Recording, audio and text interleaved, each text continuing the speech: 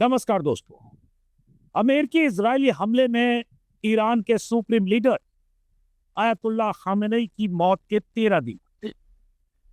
Ayatollah Khamenei के बेटे Mustafa Khamenei की ताजपोशी सुप्रीम लीडर पर हुई, उनके भी 5 दिन हो गए।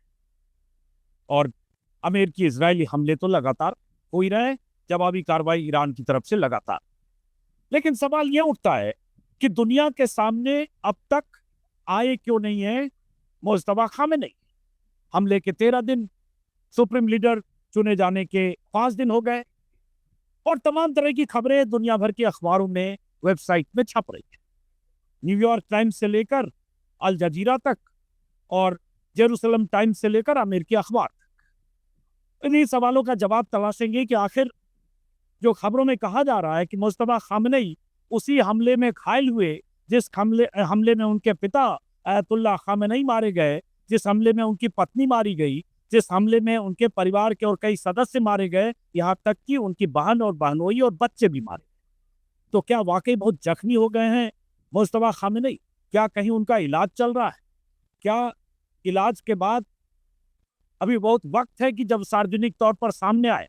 इन सवालों का जवाब तलाशने के लिए, और ईरान जैसे रिटेलिएट कर रहा है, जवाबी कार्रवाई कर रहा है, अमेरिका के बार बार कहने के बाद कि जंग खत्म हो चुकी है, हम जीत चुके हैं या जंग तुरंत खत्म होने वाली है, उसके बाद भी ईरान की तरफ से हमले जारी हैं, इसका क्या मतलब है? इसको समझने के लिए हमारे साथ खास मेहमान हैं ईरान से, जिन्हें आप पहले भी हमारे यूट्यूब चैनल पर जिनसे कई बार रूबरू हो चुके हैं, प्रोफेसर जमीर अब्बास जाफरी साहब।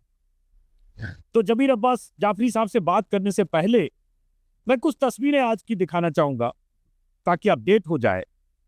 पहली तस्वीर जो कल देर रात खबर आई कि 6 ऐसे जहाजों को जो तेल टैंकर तेल लेकर, लाखों बैरल तेल लेकर जा रहे थे, स्ट्रेट ऑफ हॉर्मुज से गुजरने वाले थे, उन पर ईरान की तरफ से हमले। जैसे एक वीडियो कुछ देर पहले अभी आया कि अमेरिकी तेल जहाज को जिस ढंग से उड़ाया गया, तेहरान टाइम्स के हवाले से वीडियो में दिखा रहा हूं। ऐसी 2 तस्वीरें और जरा आवाज सुनिए।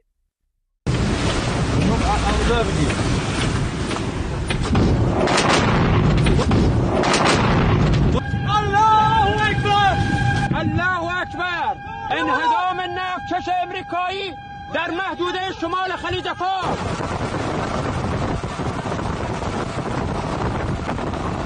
ये वीडियो कुछ देर पहले आया है तेहरान टाइम्स के हवाले से, जिसमें स्पीड बोट का इस्तेमाल किया गया है, विस्फोटक के जरिए अमेरिकी कंपनी के तेल टैंकर से लदे जहाज को उड़ाया गया। दूसरी तस्वीर, हालांकि खबर ये आई कि 6 ऐसे जहाजों को टारगेट किया गया, जिसमें जापानी जहाज भी है, जिसमें ग्रीस का जहाज भी था, जिसमें अमेरिकी जहाज भी था। और उसके बाद हंगामा मचा है। ईरान की तरफ से कह दिया गया स्ट्रेट ऑफ हॉर्मुज से रूस और चीन के जहाजों को छोड़कर किसी को हम जाने नहीं देंगे। दूसरी तस्वीर हम आपको दिखा रहे हैं, ये ईरान की तरफ से जारी किया गया है, एक 41वीं खेप बताया जा रहा है मिसाइलों की, जिसे इजराइल के अलग अलग शहरों पर जो मिसाइलें दागी गई है। ये भी तेहरान टाइम्स के हवाले से आपको दिखा रहा हूं। मैं इसकी भी आवाज सुनाना चाहता हूं।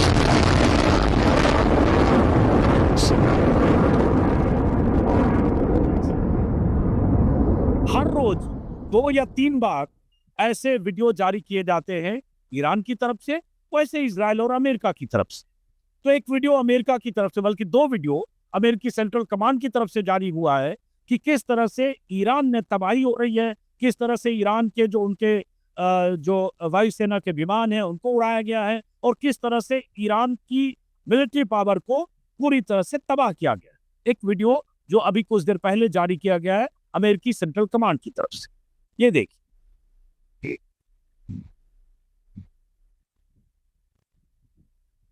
ये सब मैं आपको इसलिए दिखा रहा हूं ताकि आपको पता चले कि जंग में हो क्या रहा है।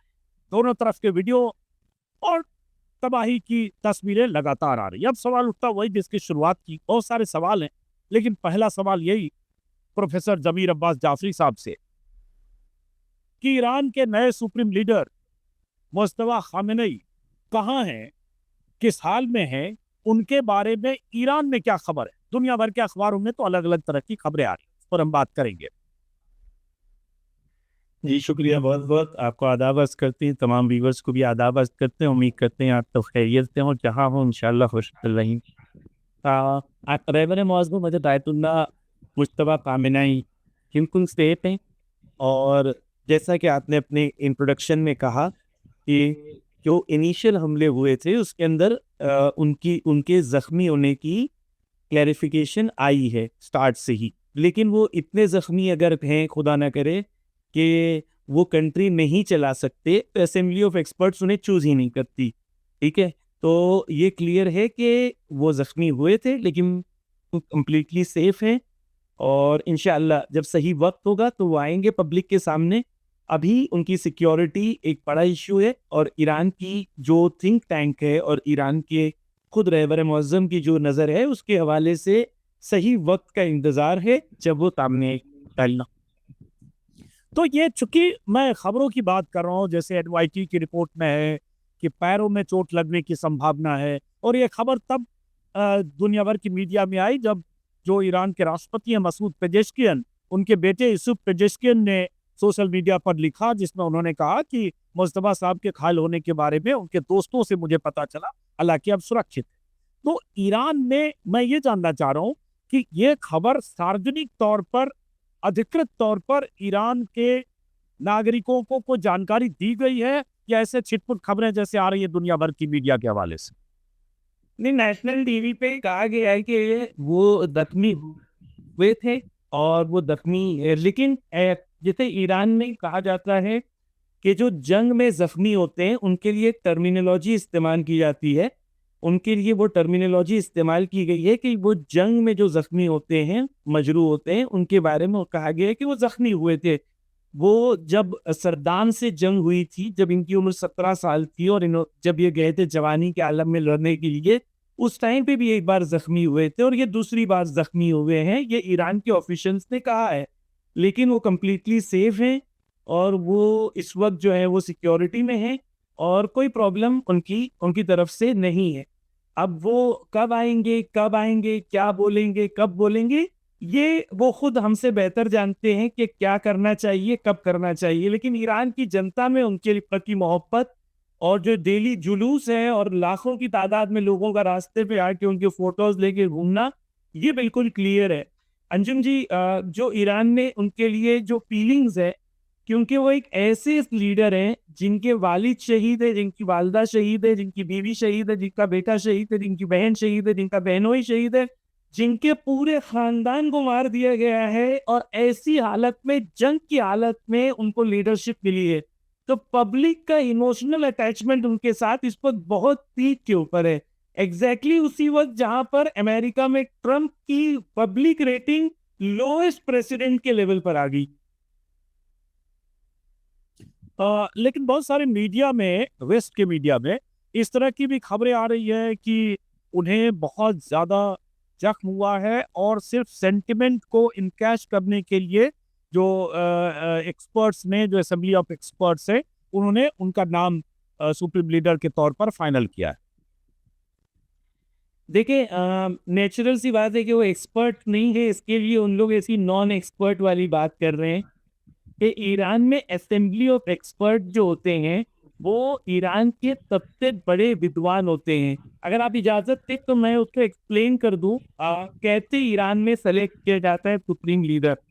तो ईरान में हर शहर में एक मुज्तहिद का इलेक्शन होता है, और वो मुज्तहिद यानी वो इस्लामी विद्वान जिसके अंदर इस्लामिक लॉज को डिराइव करने की, इस्लामी कानून को हासिल करने की कुरान और हदीस से सबसे ज्यादा पढ़ा लिखा विद्वान होता है। इसे पब्लिक इलेक्ट करती है।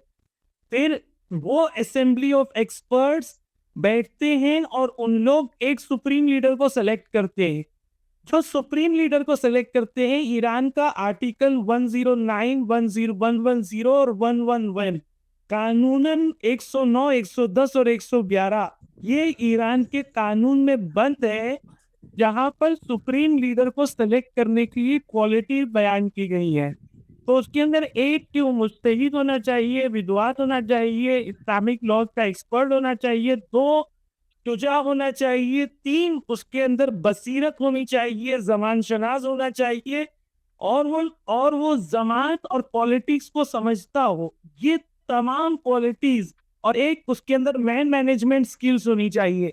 जब किसी के अंदर ये क्वालिटीज देखी जाए और सबसे ज्यादा ये क्वालिटीज देखी जाए, उसको ईरान में सुप्रीम लीडर बनाया जाता है। तो यहाँ के जितने विद्वान लोग हैं, जज्बात में है कि काम करेंगे। ये कोई हमारे नेशनल न्यूज चैनल्स का सेंसेशनल वाला प्रोग्राम है, सनसनीखेज तरीके से बातें करना। तो यहाँ के एक्सपर्ट्स हैं, यहाँ का तमद्दुन है, सिविलाइजेशन है, यहाँ के पढ़े लिखे लोग हैं, विद्वान लोग हैं, जज्बाती लोग नहीं है। ये 7,000 साल पुरानी सिविलाइजेशन है। तो यहाँ पर ये सब बातें नहीं होती है। यहाँ पर बिल्कुल क्लियर है, कानून है, सिस्टम है, लॉ है, उसको फॉलो किया जाता है, उसके तहत सुप्रीम लीडर को सेलेक्ट किया गया। नहीं, ये सवाल इसलिए उठे प्रोफेसर जमीर अब्बास, क्योंकि विरासत सौंपी गई। मतलब चूंकि उनके पिता अमेरिकी हमले में उनकी हत्या हो गई, किलिंग हो गई, इसलिए उनके 5 दिन बाद या 7 दिन बाद एक तरह से पुत्र को विरासत सौंपी गई। हो सकता है 5 साल बाद, 4 साल बाद स्थिति होती, अगर इस तरह से किलिंग नहीं हुई होती, हमला नहीं होता, तो मे भी कोई और सुप्रीम लीडर होता। देखिए, ये maybe and whats and ifs and buts की बात है ना। हम लोग फैक्ट्स पे बात कर सकते हैं। ईरान में कानून है, कानून के मुताबिक उन्हें लीडर चूज करना है। आयतुल्लाह खामेनाई ने अपनी जिंदगी में उनसे बार बार पूछा गया कि आपके बाद कौन सुप्रीम लीडर बनेगा। उन्होंने कहा कि ईरान का कॉन्स्टिट्यूशन फॉलो होगा, जो असेंबली ऑफ एक्सपर्ट्स डिसाइड करेगी वो सुप्रीम लीडर बनेगा। ईरान में उनकी जिंदगी में उनको कोई पॉलिटिकल रोल नहीं दिया गया था, सिर्फ वो मैनेजमेंट करते थे। अलग अलग रिसोर्सेस के अंदर वो ईरान के अंदर मैनेजमेंट पे इन्वॉल्व थे, लेकिन कोई पॉलिटिकल पावर और उनको पोजीशन नहीं थी। अगर आयतुल्लाह खामेनेई की जिंदगी में उनको बना दिया जाता, बता दिया जाता, या वो खुद अपॉइंट करते तो विरासत होती। लेकिन अगर कॉन्स्टिट्यूशन के तहत, अगर यहाँ के असेंबली ऑफ एक्सपर्ट्स ने डिसाइड किया है, अगर मुश्तबा खामेनेई के अलावा किसी और को भी करते, क्योंकि ईरान में कॉन्स्टिट्यूशन है, सिस्टम है, लोग उस कॉन्स्टिट्यूशन को फॉलो करते हैं। तो जब अनाउंसमेंट भी हुआ, अजीत अंजुम जी आप देखिए, आपने वीडियो देखे होंगे कि रैंडमली शिया मुसलमानों के लिए 19 रमजान एक स्पिरिचुअल रात होती है। वो पूरी रात, क्योंकि हजरत अली के सर पे उस रात को जरबत लगी थी, दुश्मन ने हमला किया, तो पूरी रात को जाग के मुसलमान शिया इबादत करते हैं। तो मस्जिद में रात को 1:30 बजे सडनली अनाउंस होता है, और पब्लिक के अंदर स्पॉन्टेनियस रिएक्शन जो था वो इतना सेलिब्रेशन का था जो अनबिलीवेबल था। यानी मैं खुद अपने लिए कहूँ तो मेरे लिए भी क्लियर नहीं था कि मुस्तफा खामेनेई जो ईरान के नेक्स्ट सुप्रीम लीडर बनेंगे, क्योंकि वो एक इलेक्टोरल प्रोसेस है। कॉन्स्टिट्यूशन के तहत उन लोग अपना सुप्रीम लीडर चूज करते हैं, और जनता के लिए क्लियर है कि जो भी कॉन्स्टिट्यूशन के तहत सेलेक्ट किया जाएगा वो हमारे लिए ओके, उनको इलेक्ट करेंगे, हम उनको फॉलो करेंगे। चलिए, तो अब देखते हैं कि कब उनका पब्लिक अपीयरेंस होता है। हालांकि उनके बारे में जितना कुछ मैंने पढ़ा, उससे यही पता चल रहा है ज्यादातर कि वो उनका ऐसे भी सार्वजनिक जीवन में वो कम आते रहे। उनका भाषण या बहुत पब्लिक के अपीयरेंस बहुत कम दिखता है। तो ये भी सही है कि वो पब्लिकली बहुत कम दिखते रहे, वो बैकरूम काम करते रहे। IRGC से उनका क्लोज कोऑर्डिनेशन रहा या स्ट्रेटेजिक तौर पर, ये भी सही है।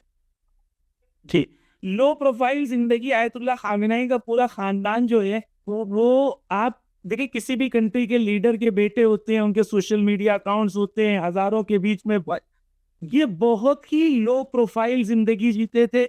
इनका एक फोटो बहुत वायरल हुआ है जहां पर वो मशहद में अपने जूते दे रहे हैं। तो वो जूते आप समझ लिए 300 रुपए के जूते होंगे, जो ईरान के अंदर सबसे गरीब आदमी जो जूता पहनता है वो जूता पहनते हैं। तो ये लोगों का जो लाइफस्टाइल है, क्योंकि हम जिनको मानते हैं वो हजरत अली है। हजरत अली अलैहिस्सलाम का एक खत है नहजुल बलागा में, उन्होंने एक अपने गवर्नर को खत लिख के कहा कि तुम गवर्नर हो और तुम ऐसी जगह रहते हो जहां पर गरीब रहते हैं, और तुम कल एक ऐसे अमीर के घर पे खाना खाने गए थे जो वहां पर रहने वाले गरीब वो खाना अफोर्ड नहीं कर सकते। तो तुम क्यों वहां गए थे, जबकि उस मुल्क में रहने वाले तुम्हारी जो प्रजा है वो गरीब वो खाना नहीं खा सकती, तो तुम अमीर के घर पे जाके वो खाना क्यों खाने गए थे। तो ये इस्लामी तौर पर एक लीडर कैसा होना चाहिए उसके प्रतीक है ये लोग। इन लोग वो जिंदगी जीते हैं जिसके अंदर सादगी पाई जाती है, आयतुल्ला खामिनेई के घर पे कोई मेहमान गए थे खाना खाने के लिए जो शहीद हैं, वो कह रहे थे कि जो सबसे सस्ता चावल ईरान में होता था वो खाते थे आयतुल्ला खामिनेई के लिए। वो ये कौन कह रहे हैं? एक बहुत बड़े आयतुल्ला ईरान में, वो कह रहे थे मैं जब गया तो सबसे सस्ता चावल जो ईरान में मिलता है वो उनके घर पे मुझे वो खाने में मिला। तो यानी ये लोग वो हैं जो हजरत अली को अपना प्रतीक मानते हैं, उनकी लाइफस्टाइल को फॉलो करते हैं, बहुत ही सिंपल लाइफ जीते हैं और बहुत ही कोशिश करते हैं कि आम इंसानों की तरह जिंदगी को बसर करें। अब चलिए आते हैं हम, चूंकि ईरान पर हमले के आज 13 दिन हो गए, तो इन 13 दिनों में जितनी खबरें हम बाहर मीडिया के हवाले से देखते हैं, जो वीडियोस देख रहे हैं, जो वीडियो वायरल हो रहे हैं, उसके हिसाब से तो लग रहा है ईरान में बहुत कुछ तबाह हो गया। ट्रंप कह रहे वायुसेना तबाह हो गई, नौसेना तबाह हो गई, मिलिट्री पावर न्यूट्रलाइज हो गया, न्यूक के जो भी फैसिलिटीज थी सब पूरी तरह से कारपेट बॉम्बिंग करके खत्म कर दिया गया। तो तेल रिफाइनरी खत्म हो गई, जितने तेल भंडारण थे वो खत्म हो गए। तो उस हिसाब से तो लग रहा है बहुत जबरदस्त तबाही हो गई। आप आराम से बात कर रहे हैं, हालांकि आप शायद तेहरान से 90 किलोमीटर कौम में, हम इधर चाहते हैं कितनी तबाही हुई, क्या खौफ है, क्या डर है, क्या कुछ हुआ ईरान में इन 13 दिनों में? तो ईरान की तरफ से कुछ जिन है आसमान से उतरे हैं जो हुर्मुज पे जाके लड़ रहे हैं, और ईरान की तरफ से जिन ही हैं जो डेली मिसाइल फेंक रहे हैं, क्योंकि सारे तो खत्म हो गए। अब तो अब ईरान के पास जिन पावर है जिसकी वजह से वो ईरान लड़ रहा है। तो ये बेवकूफ़ों को इतना नहीं समझ में आता कि हर रोज कहते हैं कि आज का हमला जो होगा वो सबसे बड़ा हमला होगा। अरे भाई, कल भी यही डायलॉग बोला था आपने, आज की रात कयामत आने वाली है, ये कल भी आपने बोला था। देखिए ईरान में आपने वीडियो देखा होगा, मैं आपके साथ शेयर कर दूंगा, मेरे इंस्टाग्राम पेज पे भी है। ईरान में एक बहुत मशहूर सिंगर है, उनका नाम है हुसैन ताहिरी। वो तेहरान में इनकलाब स्क्वायर एक है, वहां पर वो अपना सॉन्ग पढ़ रहे थे, रेवोल्यूशनरी सॉन्ग पढ़ रहे थे, और 10,000 20,000 लोग रास्ते पे उनके करीब देखा है मैंने, फाइटर ग्रेड तक बॉम्ब गिरे, देखा होगा आपने। वहां पर लोग, आपको लोगों का जज्बा समझ में आएगा कि लोग हिल नहीं रहे वहां से। तो ईरान में डेफिनेटली इन लोगों ने 12,000 लोकेशंस पर ऐसी जगह हमला किया है जो सिविलियन थे। ईरान में 1500 से ज्यादा सिविलियंस को इन लोगों ने मारा है, जिसमें 300 से ज्यादा बच्चे हैं। 15 से ज्यादा स्कूल्स पे हमला किया है, 12 से ज्यादा हॉस्पिटल पे हमला किया है। तो ये जो इनकी वहशीपना है, बर्बरियत है, जहां पर आवाम को मारना, इंफ्रास्ट्रक्चर को मारना, नेचुरल जो सिविलियन इंफ्रास्ट्रक्चर है इसको मारना, ये काम ये लोग कर रहे हैं, और इन लोगों को इसके अलावा कुछ आता नहीं है। मेरा हो रहा है, ये तो आपको बीबीसी के जर्नलिस्ट हैं, वो कह रहे हैं, बीबीसी के जर्नलिस्ट टेल अवीव में खड़े रह के कह रहे हैं कि पूरा टेल अवीव ठप हो गया है, पूरा टेल अवीव में कोई कोई इंसान रास्ते पे नहीं है, बाहर कोई आ नहीं रहा है, स्कूल बंद है, कॉलेज बंद है, जॉब बंद है। टेल अवीव में एयरपोर्ट पे झगड़े हो रहे हैं टिकट्स के लिए, टेल अवीव से लोग भागना चाह रहे हैं। एक ये तरफ है, दूसरी तरफ ईरान है। मैं रोज रात को जाता हूँ, यहाँ पर फेस्टिवल का माहौल होता है अंजुम जी, फेस्टिवल का माहौल होता है।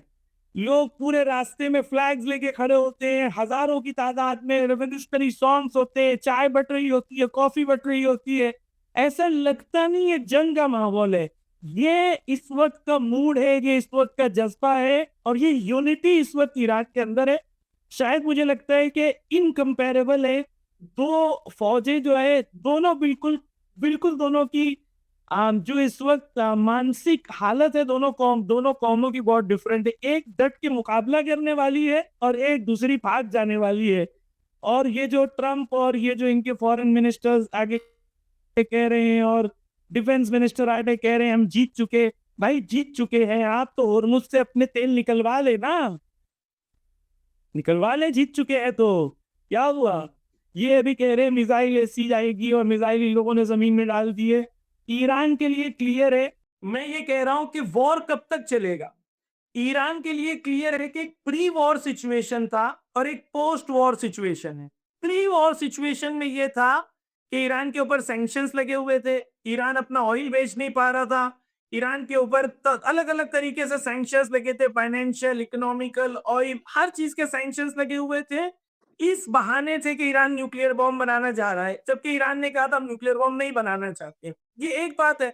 ईरान ने 2015 में इनसे बात की, न्यूक्लियर डील साइन हो गई, 2016 में आके ट्रंप ने फाड़ दिया, 2020 में बात हुई, 2025 में बात हुई। ईरान ने तमाम डिप्लोमेटिक और शराफत के रास्ते तय कर लिया। अब गुंडे जो होते हैं वो शराफत की जबान समझते नहीं है, उनको लगता है शराफत यानी कमजोरी। अब ईरान ने कहा कि तुम गुंडे हो ना, तो तुमसे ताकत की जबान में बात करते हैं। अब पोस्ट वॉर और प्री वॉर सिचुएशन डिफरेंट होगी। ईरान ने कहा है कि अब तुम हम पे सैंक्शंस लगाते थे, अब हम तुम पे सैंक्शंस लगाएंगे।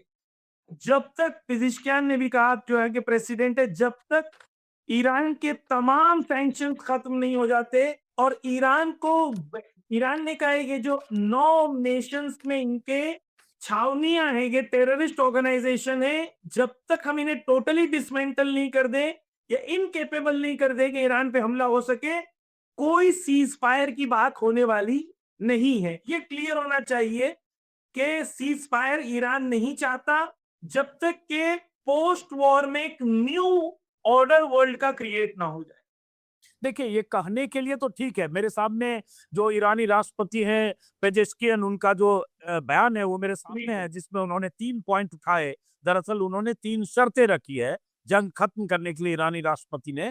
तो उसका हिंदी तर्जुमा बोल रहा हूँ जो उन्होंने बयान दिया है कि ईरान के अधिकारों को कानूनी मान्यता दी जाए, जंग से हुए नुकसान की भरपाई की जाए और भविष्य में ईरान पर हमला ना हो इसके लिए मजबूत इंटरनेशनल गारंटी दी जाए कि आगे कोई हमला नहीं होगा। तो ये ऐसी शर्त आप कह रहे हैं जिस शर्त को अमेरिका तो मानने से रहा। भाई अभी हो सकता है अमेरिका और बड़े बमबरसक विमानों का इस्तेमाल करने लगे और तबाही अमेरिका इजराइल एयरफोर्स के जरिए मचाने लगे।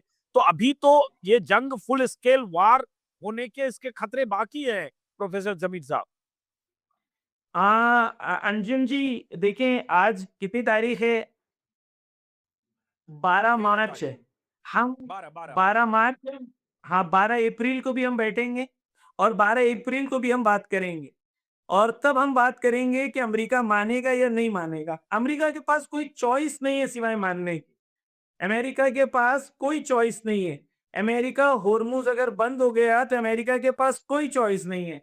ईरान ने बहुत रिस्ट्रेंट किया है अभी तक। अमेरिका बिल्कुल इस वक्त चोक्ड है। अमेरिका के पास ऑप्शंस खत्म हो गए हैं। क्या करेगा अमेरिका? बॉम्ब्स मारेगा, हवा से मारेगा, कितने मारेगा? आप मुझे बताएं अमेरिका कितने बॉम्ब मार सकता है? 2-3 ऑप्शन है मैं आपके सामने पेश करता हूं अंजुम जी। एक, ईरान में 9 करोड़ की जनता है, 90 मिलियन लोग हैं। एक ऑप्शन है कि पूरे 9 करोड़ को मार दे। मार सकता है? नहीं मार सकता। ईरान में क्या कर सकता है? 1 लाख, 2 लाख, 5 लाख लोगों को मार के कहेगा कि बाकी लोग डर जाएं। ईरानी कहते हैं तुम हमें 5 लाख भी मार दोगे तो बाकी हम डरेंगे नहीं, हम मौत से नहीं डरते। अब जब मौत से नहीं डरते तो इनके साथ क्या किया जाएगा? जमीन पे हमला करेंगे। जमीन पे हमला करने में उन्हें ताकत है नहीं, क्योंकि ईरान के जो क्षेत्र इस तरीके से या तो ऊंचे पहाड़ है या तो नदी है। ईरान के अंदर एंटर होना तकरीबन इम्पॉसिबल है कि ईरान पे कोई आके लड़े। ये वो आर्मी है जो 20 साल अफगानिस्तान में रही और अफगानिस्तान में फाइनली वही तालिबान को पूरी हुकूमत देके भाग गए। ये ईरान से क्या हाक लड़ेंगे? तो अमेरिका के पास ऑप्शंस नहीं है। अमेरिका और ट्रंप ये सोच रहे थे कि 1 हफ्ता हमला करेंगे, आयतुल्लाह खामेनी शहीद हो जाएंगे, ईरान की जनता एक इंकलाब लेके आएगी, एक नई गवर्नमेंट आएगी, उनकी गुलाम बनेगी।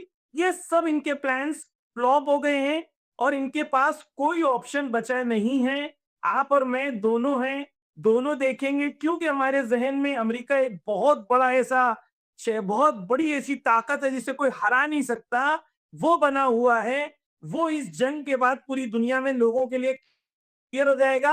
अमेरिका की नाक ईरान रगड़ देगा जमीन में, ये आप लिख के ले लीजिए। भाई अमेरिकी प्रेसिडेंट ट्रंप का बयान कल भी आया है, इंटरव्यू में कल कहा, वैसे कहा तो 72 घंटे से है, लेकिन अब जो ताजा उन्होंने कहा कि ईरान में अब कोई ऐसा खास टारगेट उनके लिए बचा नहीं है, सब कुछ ईरान में खत्म हो गया, न्यूट्रलाइज हो गया और ये जंग बहुत जल्द अब खत्म होने वाली है। तो इसका क्या मतलब है? वो कुछ लोग कह रहे नहीं, वो तो मैं कह रहा हूँ कि अभी जिन है, अभी जिन है, जिनों को मारे वो, यानी जो जिन ईरान की तरफ से हमला कर रहे हैं उन जिनों को ही मार सकते हैं, क्योंकि इंसान तो उनके पास है ही नहीं। यानी ये जो 41st वेव में मिसाइल्स गई हैं, खुर्रम शहर मिसाइल्स गई हैं, जो इजराइल के अंदर जो है सेंसर है कि आप कैमरा यूज नहीं कर सकते, आप दिखा नहीं सकते, तो ये कौन मार रहा है?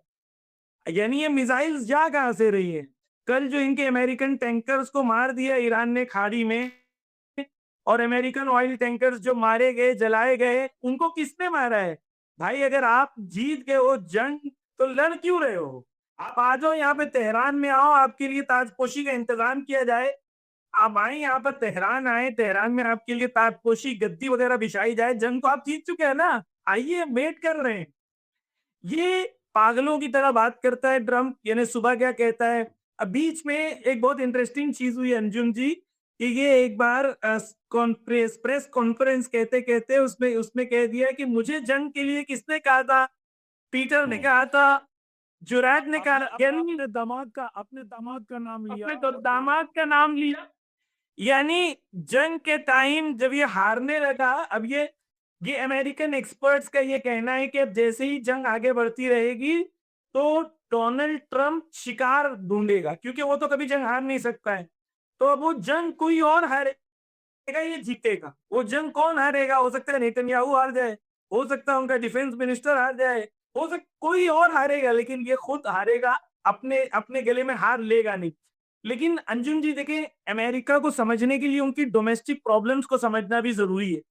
आप देखें कि उनके जितने इलेक्शंस हुए, न्यूयॉर्क का इलेक्शन ट्रंप ने फुल कैंपेन किया था ममदानी के खिलाफ, लेकिन हार गया। इसी तरीके से कम 5 स्टेट्स ऐसे हैं जिसमें से एक स्टेट कंप्लीटली प्रो ट्रंप थे। यानी रिपब्लिकन के लिए वो कंप्लीटली कभी नहीं हारते थे वो स्टेट में। वो स्टेट का गवर्नर का इलेक्शन भी हार गए। मिड टर्म इलेक्शंस इनका आने वाला है। मिड टर्म इलेक्शंस में इनकी पोल की रेटिंग इतनी गिर चुकी है कि ये लोग अमेरिका में फेमस है, आफ्टर वॉर इनके लिए इलेक्शन जीतना बहुत डिफिकल्ट हो जाता है, स्पेशली वो वॉर जहां पर इनको नुकसान हो रहा है और उनकी लाशें आ रही हो। तो अमेरिका इस वक्त वीक पोजीशन पर है, ईरान स्ट्रॉन्ग पोजीशन पर है। ये क्लियर होना चाहिए हमारे लिए। अब एक सवाल है, चूंकि जंग के 13 दिन हो गए, अमेरिका के दावे लगातार अपनी जगह है, लेकिन जैसे आपने भी जिक्र किया, 5 दिन पहले ट्रंप ने कहा था कि आज रात, ट्रंप और ट्रंप एडमिनिस्ट्रेशन के सब ने कहा आज रात बहुत बड़ा हमला होने वाला है। तो उसके बाद हमने देखा कि तेल रिफाइनरी और इस सब में आग लगी। अभी 2 दिन पहले जो अमेरिकी डिफेंस मिनिस्टर हैं पीट हेगसेथ, उन्होंने कहा कि आज रात और बड़ा हमला होगा। तो मैं समझना चाहता हूँ कि जब ये अनाउंसमेंट होता है अमेरिका से, मैंने पहले भी पूछा था, लेकिन अब पीट हेगसेथ ने जिस दिन कहा, तो रात में ईरान में क्या माहौल होता है? उसमें लोग क्या इंतजार कर रहे होते हैं, डरे होते हैं, या कहीं सेंटर तो है नहीं इजराइल की तरह? हाँ अर्जुन जी, मैंने एक खुद ग्राउंड रिपोर्ट बनाई है आपसे जिस दिन मेरा प्रोग्राम हुआ था। और उस दिन कहा कि भाई बहुत ईरान में प्रॉब्लम होने वाला है, तो हमारे चैनल पर मैंने ग्राउंड रिपोर्ट बनाई है। खुद मैंने पूरा रात को 12:30 बजे से लेके रात को 2:30 बजे तक मैं पूरा कुंभ घूमा। वहां पर अलग अलग लोगों से मैंने इंटरव्यूज लिए। बहुत इंटरेस्टिंग है। एक बंदा था, कार में बैठा हुआ था, मैंने उससे पूछा कि तुम पूरी फैमिली के साथ आए हो, तुम्हारा 6 महीने का बच्चा भी है, आज उसने कहा कयामत बरसाएगा, डर नहीं लगता? वो कह रहे हैं मैं रोज नहीं आता था, आज मैं आया हूं क्योंकि उन लोगों ने कहा कि आज हमला करने वाले हैं और आज बहुत बड़ा हमला करने वाले हैं। तो मैं 6 महीने के बच्चे को लेके आया ये बताने के लिए कि इस मुल्क के लिए, हक के लिए, सच्चाई के लिए अगर बलिदान देना हो तो मैं खुद, मेरा पूरा खानदान 6 महीने के बच्चे के साथ आया हूं, ये बोलने के लिए कि हम बलिदान देने के लिए करबला वाले और इमाम हुसैन वाले पीछे हटने को तैयार नहीं है। तो वो ग्राउंड रिपोर्ट मैंने पूरी बनाई है, उसके अंदर अजीब जज्बा इस कौम के अंदर है, हक के लिए कुर्बानी देना, बलिदान देना, करबला वालों के रास्ते पे चलना, जालिम के सामने नहीं झुकना, ये इनकी कोर वैल्यूज में से है। चलिए, देखते हैं। 13 दिन इस जंग के हो चुके हैं। अमेरिका 72 घंटों से कह चुका है कि जंग लगभग वो जीत चुका है। बावजूद इसके, शुरू में हमने जो बात की कि बीती रात 5 या 6 ऐसे टैंकर्स पर या तेल से लदे जहाजों पर हमले हुए, जो ईरानी मिसाइलों से, ईरानी ड्रोन से, ईरानी नौकाओं के जरिए हमले हुए और उसके बाद स्ट्रेट ऑफ हॉर्मुज में हंगामा मचा है। 1000 से ज्यादा जो तेल टैंकर्स हैं, जहाज हैं, वो फंसे हुए हैं और पूरी दुनिया में हड़कंप मचा है कि ये जंग कब थमेगी। जिस तरह से ईरान ने मोर्चा थाम रखा है स्ट्रेट ऑफ हॉर्मुज के चारों तरफ, उससे पूरी दुनिया में तेल और गैस की कीमतों के बढ़ने के खतरे भी। तो कब खत्म होगी कहना मुश्किल है। एक सवाल जाते जाते, आप लोग कुछ एंटिसिपेट कर रहे हैं कि कब खत्म हो जाएगी? जंग खत्म टाइम के हिसाब से नहीं है, लेकिन कंडीशन क्लियर है कि कब खत्म होगी। कंडीशन ये है कि प्री वॉर सिचुएशन पे हम वापस नहीं जाएंगे। पोस्ट वॉर सिचुएशन में ईरान के लिए सैंक्शंस खत्म हो जाएं, ईरान के लिए जो पूरी दुनिया में सबके लिए इक्वालिटी हो, वो ईरान के लिए भी हो। सब तेल बेच सके तो ईरान भी बेच सके, सब मेडिसिन खरीद सके तो ईरान भी खरीद सके। जब तक अदल और इंसाफ ईरान के साथ नहीं हो जाता, ईरान के पास खोने के लिए कुछ नहीं है। उन्होंने अपना सुप्रीम लीडर खो दिया, अब ईरान के पास खोने के लिए कुछ नहीं है।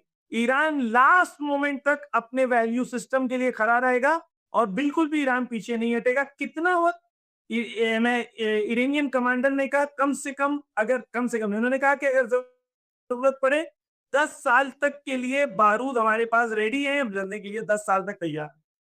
लेकिन जैसे अमेरिका ने अगर कहा, ट्रंप अब कहते हैं आज रात कल रात को बमबारी हो जाए और उसके बाद ट्रंप कहे कि भाई हमने सारे टारगेट फिनिश कर दिए, जैसे वो कह रहे हैं, और हम अब जंग खत्म करते हैं, तो खत्म हो जाएगी जंग। अमेरिका और इजराइल अगर ऐसा कहता है, कैसे खत्म हो और जाएगी? ईरान को इतना नुकसान हो गया। हुर्मुज कौन खोलेगा? हम्म, और अमेरिकन बेसिस जो हैं मिलिट्री के, वहां पूरे वेस्ट एशिया में, गल्फ खाड़ी में, उन पे हमलों को कौन रोकेगा? भाई तुमने सब तहस तहस तो कर दिया। अब ये मिसाइल्स आ कहां से रहे? कल क्यों टेल अवीव में सारे लोग रात को बंकर में सोए थे और पार्किंग लॉट में जाके सोए थे? क्यों 7 मिलियन इजरायली इस वक्त बंकर्स में? एक चीज और अंजुम जी, जो इस वक्त हो रहा है कल बहुत इंटरेस्टिंग है। हिजबुल्ला और ईरान मिल के हमला कर रहे हैं, यानी एक टारगेट को दोनों मिल के मार रहे हैं। और हिजबुल्ला वीडियोस रिलीज कर रहा है पिन पॉइंट। ये तो कह रहे थे हिजबुल्ला खत्म हो गया, हिजबुल्ला में कुछ बचा है नहीं। हिजबुल्ला इतना मार रहा है इन लोगों को और वीडियोस रिलीज कर रहा है डेली। तो ये इस वक्त इजराइल बहुत बुरी तरीके से फंसा हुआ है और आप देखेंगे कि ईरान की सब शर्तों को ये मानेंगे और इन्हें मानना होगा। इनके पास कोई चॉइस नहीं है सिवाय इसके, क्योंकि इन लोगों ने अपने आप को ऐसी जगह चेकमेट की पोजीशन पर ले आए हैं। या तो ये इसी तरीके से लड़ते रहे और अपनी बेइज्जती कराते रहे दुनिया में, या ईरान की शर्तों को मान ले। तीसरा इनके पास कोई चॉइस नहीं बचा है। चलिए खत्म करते हैं। हालांकि ईरान की शर्तों को अमेरिका नहीं मानेगा, ये कोई भी समझ सकता है, लेकिन कोई बात नहीं, आपका अपना पक्ष है।